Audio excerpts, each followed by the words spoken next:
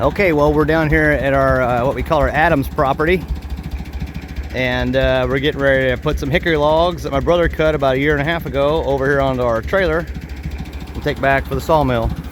How many we got? I don't remember. Is there 6 or 8? Does this move up? They don't stay up. Oh shit, it's gonna fall on us. Oh, he's got a board in there. Oh wow, yeah, I forgot. This is the one I kept thinking about, these smaller ones. That's too long, we don't want to cut that. Let's cut these other ones. We could take that one and this one and probably that one. That'd be a good start right there. Yeah. Oh yeah, she split up, but we did put that paint stuff on the ends of them, but that's okay. That's why you cut them early and then you wait. Yeah, that one there is going to be a nice piece of lumber.